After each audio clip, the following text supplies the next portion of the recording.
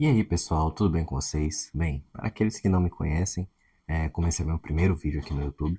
Meu nome é Marco Antônio de Oliveira Lima, eu sou da região de Ilhéus, físico formado pela Universidade Estadual de Santa Cruz. E eu planejo com esse canal aqui, na realidade, trazer alguns vídeos de soluções de questões, focar também em alguns desenvolvimentos de assunto, mas começar, né, a proposta desse canal aqui é da gente começar aí com a resolução do Enem, certinho?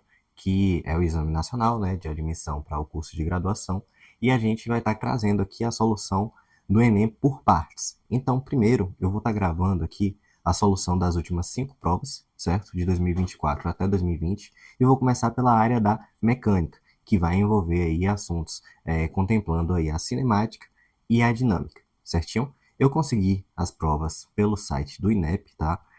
Link aberto, governamental, para todo mundo que possa querer o material da prova, né? E vou estar deixando o link aqui abaixo do vídeo, certinho? Bem, sem mais delongas, vamos começar, né, a solução de questões. Pois bem, eu estou gravando esse vídeo aqui, né, em fevereiro de 2025, é uma série de vídeos que eu planejo aí terminar todas as grandes áreas da física até ali meado de junho ou julho. Então, vamos ver aí como é que vai ficar esse ritmo de lançamento de vídeo, certinho? Pois bem, então a gente vai começar já aqui, né, pela prova de 2024. E essa prova aqui, que é uma prova que na realidade eu até resolvi ela no meu Instagram, que eu deixei na primeira página, Marco Underline o Físico, mas vamos estar resolvendo aqui de novo, certinho? Para os circuitos de maratonas aquáticas realizadas em mares calmos e próximos à praia, é montado um sistema de boias que determina o trajeto a ser seguido pelos nadadores. Uma das dificuldades desse tipo de circuito é compensar os efeitos da corrente marinha. O diagrama contém um circuito em que deve ser realizada uma volta, no sentido anti-horário. As 4 boias estão enumeradas de 1 a 4. Existe uma corrente marinha de velocidade VC, cujo módulo é de 30 metros por minuto, paralela à praia em toda a área do circuito. Nas arestas mais longas, o nadador precisará nadar na direção apontada pelos vetores Vn, dos pontos 1 até 2, 2 até 3 e de 3 até 4. Considere que a velocidade do nadador é de 50 metros por minuto em relação à água durante todo o circuito, certinho?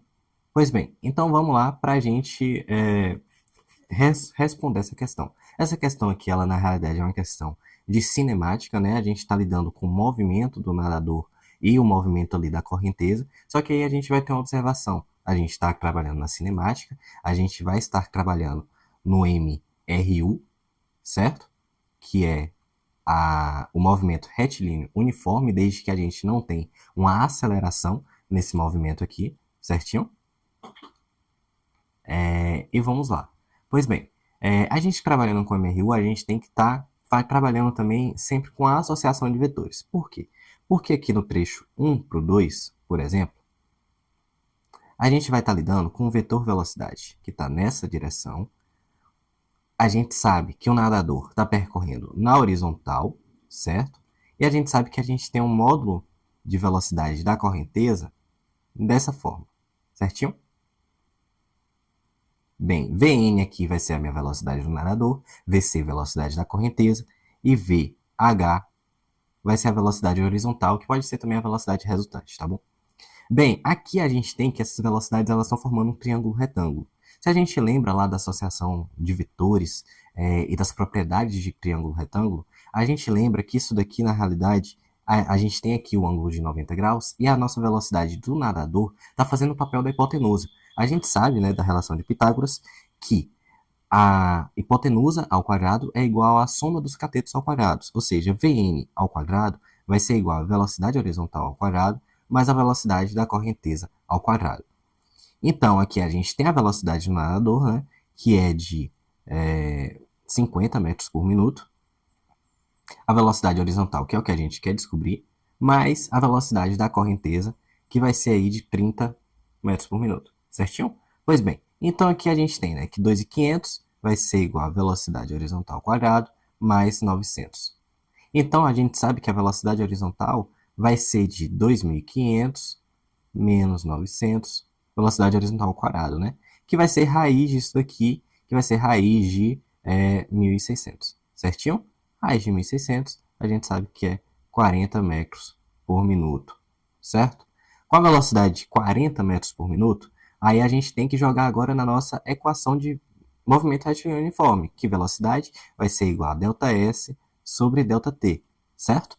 Quando a gente tem isso daqui, a gente vai ter que 40 vai ser igual a nosso ΔS, que é de 800, dividido pelo tempo. Então, o tempo gasto nesse percurso vai ser de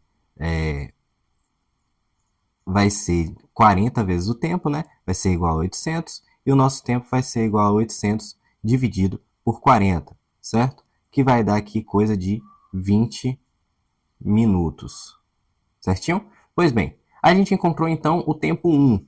Vamos encontrar os outros tempos agora.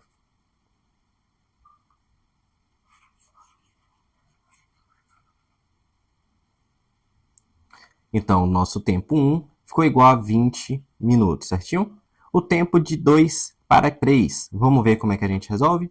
Bem, a gente tem que vai ser um deslocamento, né, vou botar aqui, S23, vai ser de 400 metros, né? E a gente tem que a velocidade do nadador, ela vai estar nessa direção, né? E a velocidade da correnteza vai estar dessa forma. Da nossa associação de vetores, quando a gente tem que dois vetores estão na mesma direção, sendo com sentidos opostos, a gente vai fazer a diminuição desses dois vetores, certo? Para encontrar o resultante entre eles. Então, a velocidade do nadador mais, né, a soma vetorial aqui, tá? É importante dizer que aqui eu estou fazendo a soma vetorial, que eu denoto quando eu coloco essas flechas em cima. Então, quando eu coloco aqui em módulo, que a gente vai fazer a soma, lembre-se que os vetores eles estão em sentidos opostos. Então, como estão em sentidos opostos, então a gente vai fazer a diferença entre eles, a gente vai subtrair. Então, a gente pega 30, né, 50, que é a velocidade do nadador, menos 30, que vai ficar uma velocidade de 20 metros por minuto, certinho?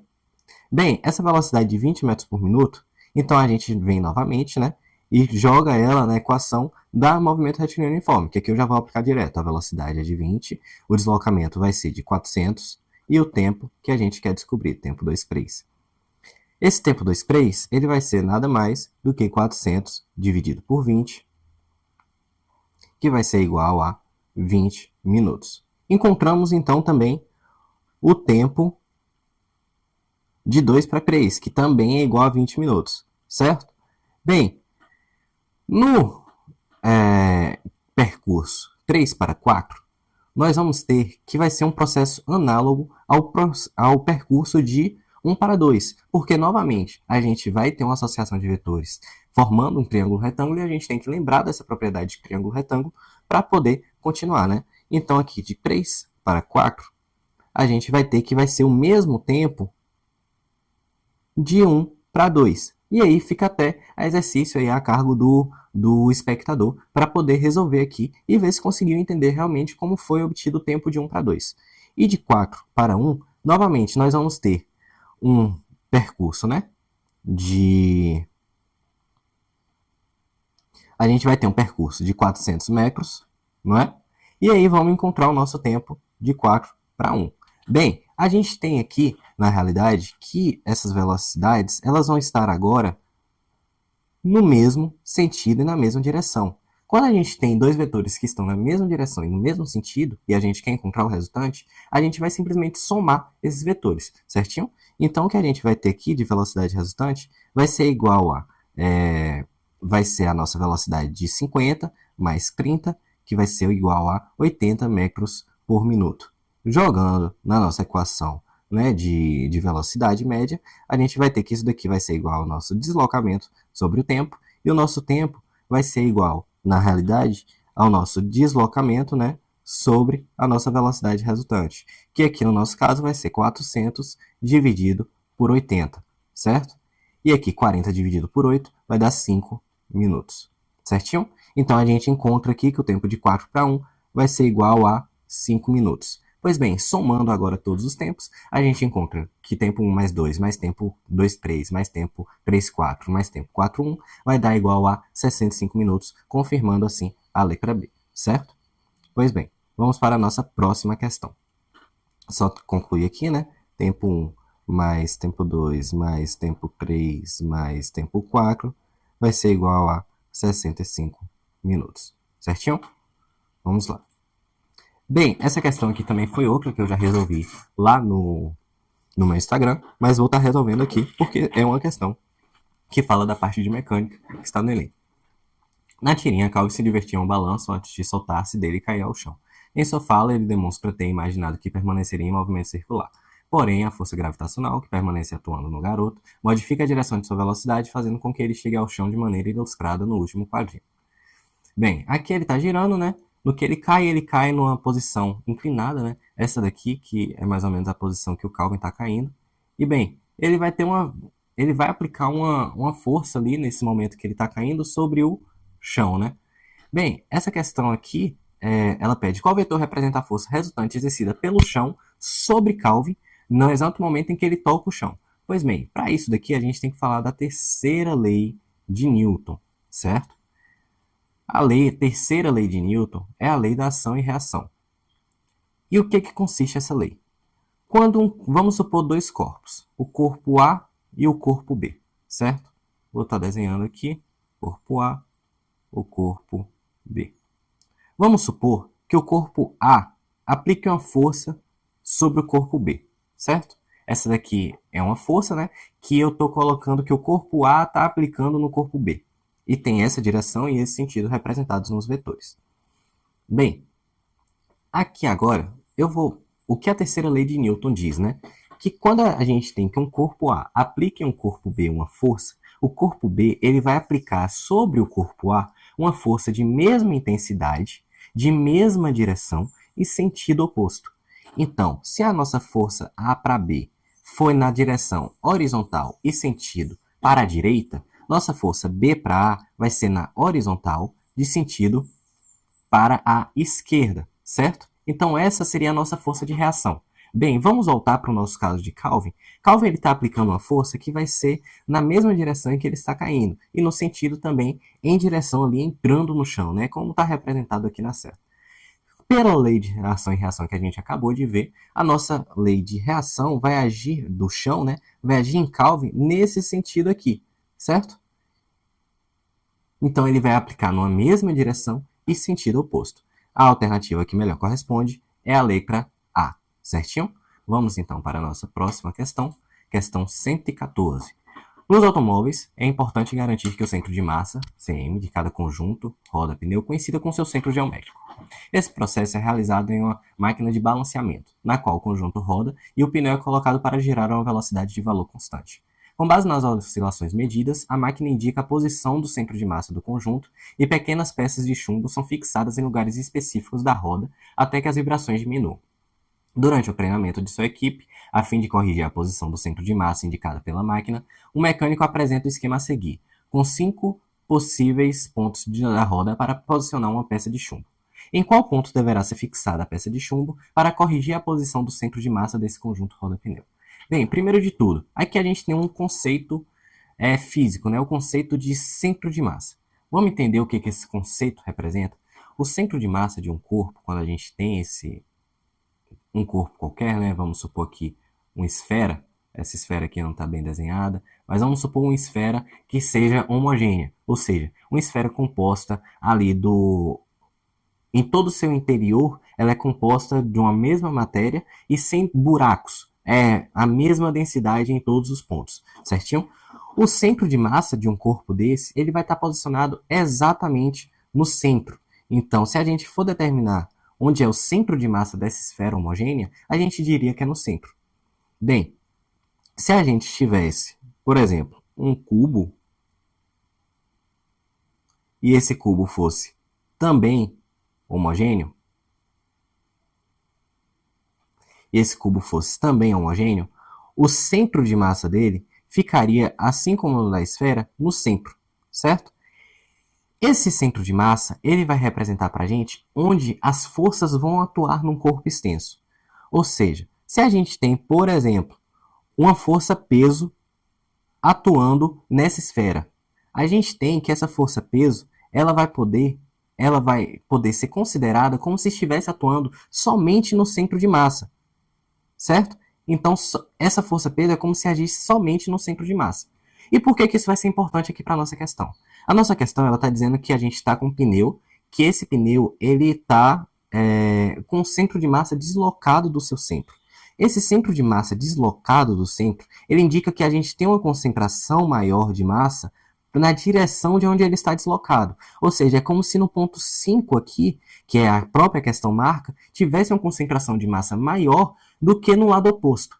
E para a gente consertar justamente esse balanceamento, a gente tem que fazer um ajuste de densidade na direção oposta. Ou seja, se a gente tem uma concentração de massa maior aqui no ponto 5, que está fazendo deslocar o centro de massa para cá, a gente tem que causar um aumento de massa também aqui no nosso ponto 3, para que esse centro de massa, novamente, ele se desloque nessa direção, fazendo assim com que o centro de massa se localize exatamente no centro geométrico, certinho? Então, a alternativa correta aqui seria a alternativa C, número 3, ok? Bem, última questão agora de dinâmica da prova de 2024 e vamos ver como é que a gente fica nisso. Muitas pessoas ainda se espantam com o fato de um passageiro sair ileso de um acidente de carro, enquanto o veículo onde estava teve perda total. Essas pessoas talvez considerem, equivocadamente, que os carros mais seguros são os que têm estruturas mais rígidas, ou seja, estruturas que durante uma colisão apresentam menor deformação.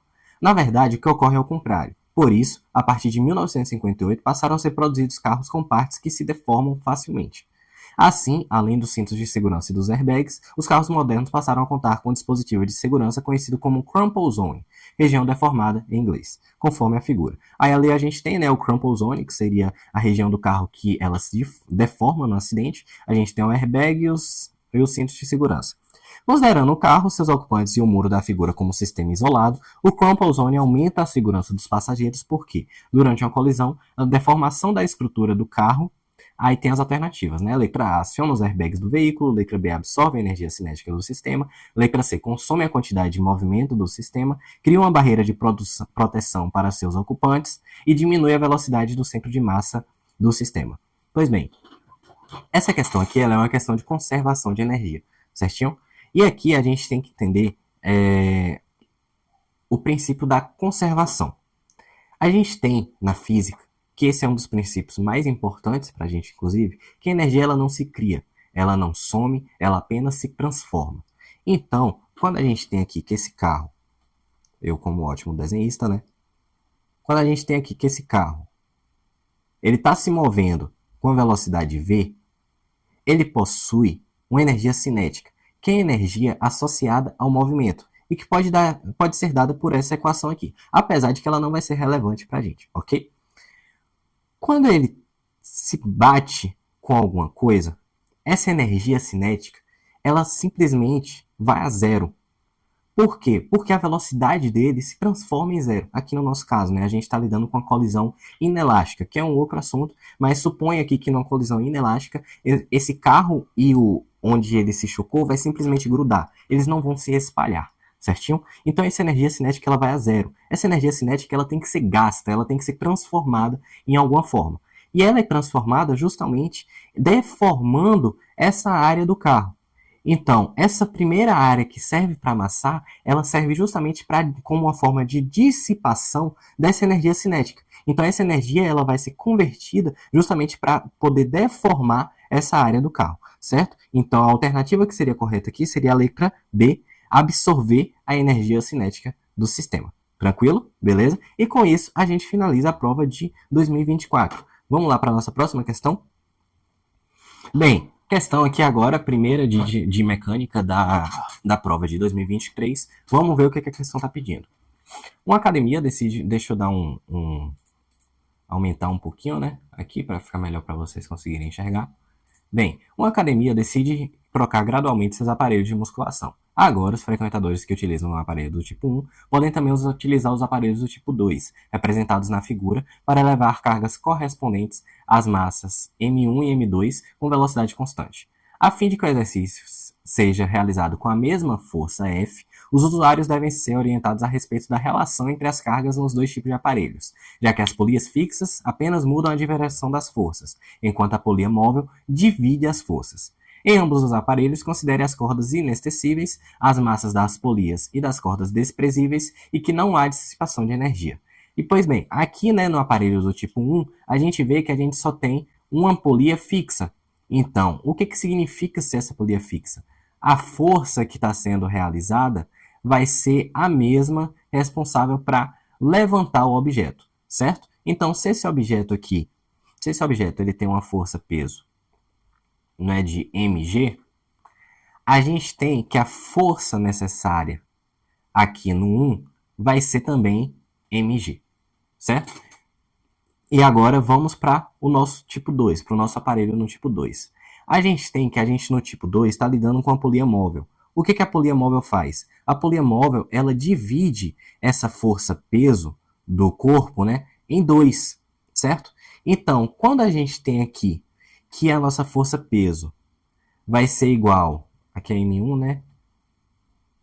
Aqui é M2, G, a nossa força que vai estar sendo realizada vai ser somente metade da força-peso. Então, aqui, quando a gente tem que a força peso, né, M2G, a gente tem que a nossa força realizada vai ser M2G sobre 2, porque justamente a polia móvel ela tem essa propriedade de dividir a força, o peso do objeto em 2, certinho? Então fica mais leve. Então, quando a gente tem qual deve ser a razão M2 sobre M1 informada sobre o usuário, se a gente tem que esse usuário quer fazer uma força F1, né, tem que ser igual a F2, então a massa que esse usuário tem que pegar no aparelho do tipo 2 tem que ser o dobro do que ele está pegando no aparelho do tipo 1, certinho?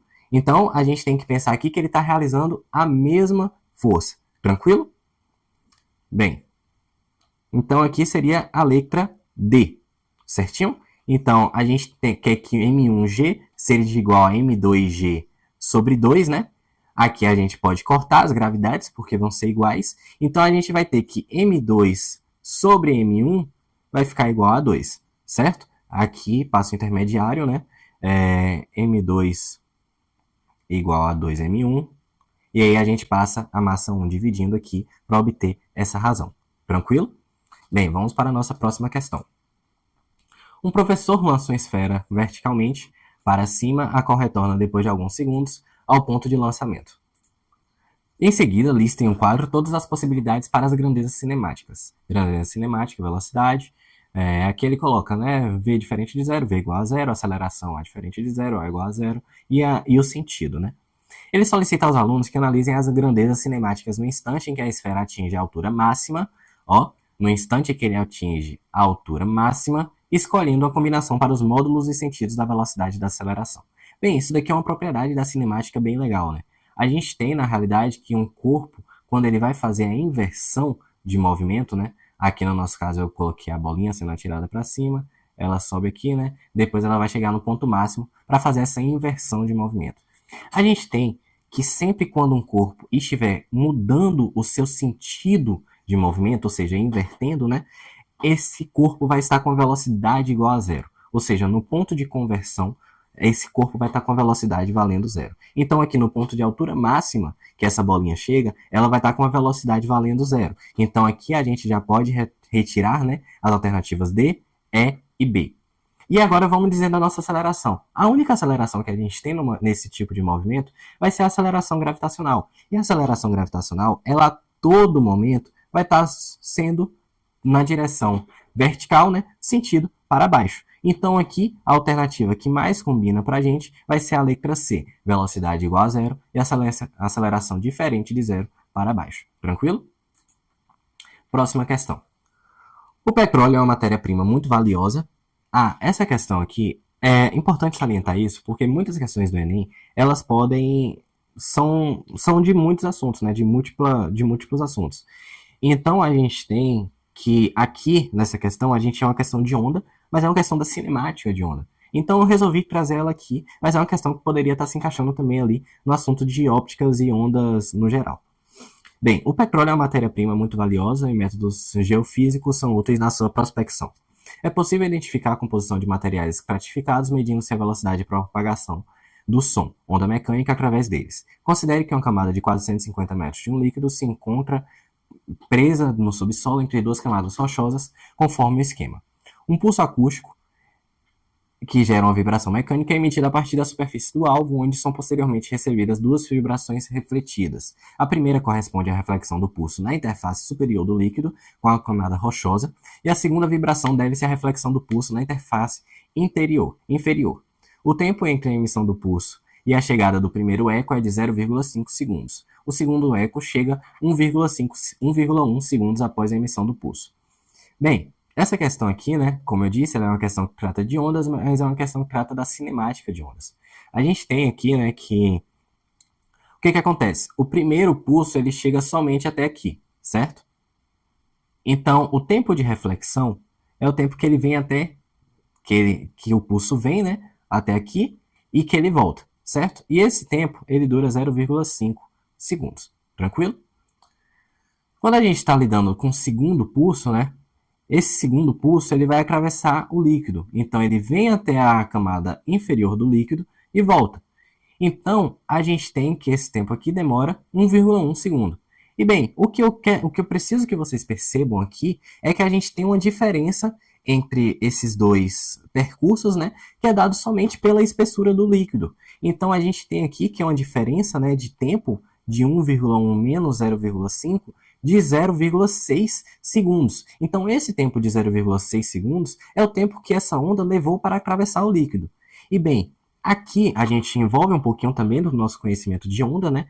Que é esse pulso do reflexo, da reflexão desse pulso, né? A reflexão desse pulso ele vai voltar com a mesma velocidade que esse pulso foi emitido. Então a gente tem ainda que o tempo de ida é igual ao tempo de volta do pulso. Então, se a gente tem que é um tempo de 0,6, né? Então a gente tem que um tempo de ida ele é de 0,3 segundos. E aqui a gente está lidando também com um movimento retilíneo e uniforme, porque a gente está lidando com uma onda que ela não tem aceleração. Então, a gente tem, né, que a velocidade é igual à distância sobre o tempo. A distância aqui ela é de 450 metros dividido pelo tempo de 0,3 segundos. Isso daqui é a mesma coisa da gente dizer que é 4.500 dividido por 3, né, que vai dar 1.500 velocidade de 1.500 metros por segundo, certinho? A alternativa correta, letra D. Passando aqui, né, para a próxima questão, questão 130. Uma equipe de segurança do transporte de uma empresa avalia o comportamento das tensões que aparecem em duas cordas, 1 e 2, usadas para prender uma carga de massa M igual a 200 kg na carroceria, conforme a ilustração. Quando o caminhão parte do repouso, sua aceleração é constante e igual a 3 metros por segundo ao quadrado. E quando ele é freado bruscamente, sua frenagem é constante igual a 5 metros por segundo ao quadrado. Em ambas as situações, a carga encontra-se na iminência de movimento e o sentido do movimento do caminhão está indicado na figura. O coeficiente de atrito estático entre a caixa e o assoalho da carroceria é igual a 0,2 e considere a aceleração da gravidade igual a 10 metros por segundo ao quadrado. As tensões iniciais nas cordas iguais a zero e as duas cordas ideais. Nas situações de aceleração e frenagem do caminhão, as tensões nas cordas 1 e 2 de Newton será igual a... Bem, vamos lá. Essa questão aqui ela vai envolver duas das leis de Newton, né? Primeira e segunda lei. A primeira lei de Newton é a lei da inércia.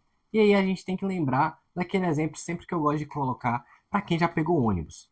Você está no ônibus, né? Você está em pé no ônibus e quando ele freia, seu corpo, o que ele faz? Seu corpo vai para frente. Por quê? O que a lei da inércia diz, né? Quando o nosso corpo está no movimento, nosso corpo ele vai se manter em movimento, a não ser que forças externas atuem sobre ele. No caso aqui, né, o nosso corpo ir para frente é a falta de uma força mantendo o nosso corpo parado. E como o ônibus ele está freando, então a gente estava numa tendência de movimento, a gente simplesmente é jogado para frente. E da mesma forma, né, quando a gente está parado e nosso ônibus acelera, o nosso corpo ele vai para trás, ele tem essa impressão de ir para trás, que é para manter o repouso, certinho? Bem, aqui no nosso caso, a nossa questão, quando o nosso caminhão ele acelerar, certo? Então aqui a aceleração do caminhão vai ser uma aceleração positiva, certo? Quando a gente tem uma aceleração positiva, ou seja, o nosso corpo o corpo está parado, aí o caminhão ele começou a andar, a tendência é que o corpo vá para trás. Então, quando esse corpo vai para trás, a corda que tem que fazer uma força para que esse corpo se mantenha parado É a corda 2, certinho? Então, a tensão 2 vai ser maior que zero quando a gente tiver uma aceleração do caminhão. E aqui, quando a gente tiver uma aceleração de frenagem, né? Porque é uma desaceleração, tá, gente? Mas a gente também chama de uma aceleração, a gente pode chamar, mas tendo noção que é uma aceleração negativa. E quando a gente tiver essa aceleração de frenagem, a gente vai ter na realidade que, como o nosso corpo ele iria para frente, então a corda que vai estar atuando vai ser a corda número 1, certinho? Então a nossa tensão 1 vai ser maior que zero. Feita essa análise, a gente já consegue descartar aqui algumas alternativas. Por exemplo, na alternativa D e na alternativa E, está dizendo que a aceleração do caminhão traz uma tração 1 positiva e uma tração 2 valendo zero. Assim como na nossa alternativa E. A gente viu aqui, por interpretação da situação, que esse não é o que acontece. Certinho? Vamos então para as nossas outras alternativas, que agora a gente vai ter sim que calcular essa força de tensão. Vamos lá? Bem, agora entra em assunto a nossa segunda lei de Newton. E o que a segunda lei de Newton vai dizer para a gente, né? A segunda lei de Newton, ela é aquela lei mais prática no sentido de cálculo, que ela vai dizer que a nossa força resultante vai ser igual a massa vezes a aceleração. Nesse caso aqui, que a gente tem o nosso bloco, né, que está em iminência do movimento, porque a gente ainda tem um atrito, a gente tem que, por exemplo, no primeiro caso, né, no caso da aceleração do caminhão, a gente vai ter que essa aceleração aqui, né, vai ser a aceleração do caminhão, como eu já tinha dito, e a massa, a gente tem que a massa do corpo, né, de 200 kg. E quem que vai ser a nossa força resultante? A gente vai ter a força de atrito mais a nossa tração, certo? Que vai ser igual à força resultante, que é a massa vezes a aceleração do caminhão. Perceba que tanto a tração quanto a força de atrito vão estar atuando no sentido de impedir o movimento da carga, que é justamente o objetivo aqui, né? Então, a gente vai ter que nossa força de atrito, a gente tem que é μ, né, o nosso coeficiente de atrito, vezes a nossa força normal, mais a tração, que é igual a massa vezes a aceleração do caminhão. Esse μ a gente já tem. A normal, quem que é a normal? A normal, nesse caso aqui, como o nosso bloco ele está em total contato com o chão, sem nenhum ângulo, nossa normal ela vai ser igual ao peso desse corpo, certo? E o peso é dado como? Pela massa vezes a gravidade, mais a tração igual a massa vezes a aceleração do caminhão, certo? Então aqui a gente tem que nossa tração ela vai ser igual a massa vezes a aceleração do caminhão, menos μ vezes a massa vezes a gravidade. Certo? Aqui eu vou deixar a massa em evidência. Vou colocar, então, a aceleração do caminhão menos μ vezes a gravidade. Certo? Então, aqui agora a gente já tem todos os elementos conhecidos. E essa tração aqui, lembrando que como é a aceleração, né, do caminhão, a gente está falando da tração 2, da corda 2, tá, gente? Desculpa, eu esqueci de colocar aqui.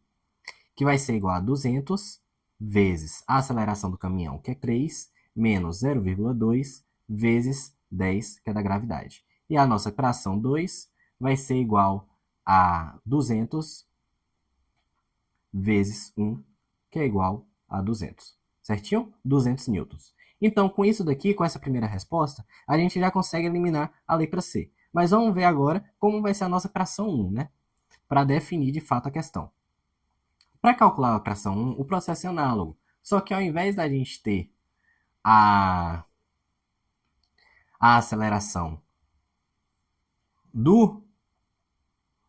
a aceleração do caminhão, a gente vai ter a aceleração da frenagem, certo? Pois bem, aqui a nossa faixa, né, vai ser igual, né, μ vezes a normal, mais T1, que vai ser igual a massa vezes a aceleração de frenagem. Então, μ normal a gente já sabe quem é, né, massa vezes a gravidade. Então, a nossa tração 1 vai ser igual a massa vezes a aceleração da frenagem, menos μ vezes mg, certo? Nossa tração 1, então, ela vai ser igual a massa vezes a aceleração de frenagem, que é 5, menos 0,2 vezes 10, certinho? Então, a nossa tração 1 vai ser igual a 200, né, da massa do corpo, vezes 5 menos 2, que vai ser igual a 200 vezes 3, e a nossa tração 1 vai ser igual a 600 Newton, certinho? Então, fecha aqui a nossa letra A, tranquilo? Pois bem, vamos então para a nossa próxima questão, questão 135 e a última questão do Enem de 2023 sobre dinâmica. Então, vamos lá. Uma concessionária é responsável por um trecho de 480 quilômetros de uma rodovia. Nesse trecho foram construídas 10 peças de pedágio, onde funcionários recebem os pagamentos nas cabines de cobrança.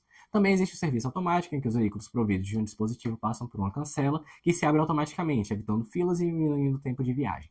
Segundo a concessionária, o tempo médio para efetuar a passagem em uma cabine é de 3 minutos. De velocidades máximas permitidas na rodovia são 100 km por hora para veículos leves e 80 km por hora para veículos de grande porte. Considere um carro e um caminhão viajando, ambos com velocidades constantes e iguais às máximas permitidas, e que somente o caminhão tem o serviço automático de cobrança.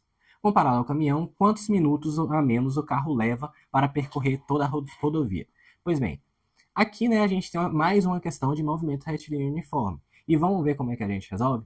Bem, a gente tem, né, que o carro, a gente tem dois veículos, né, o carro e o caminhão.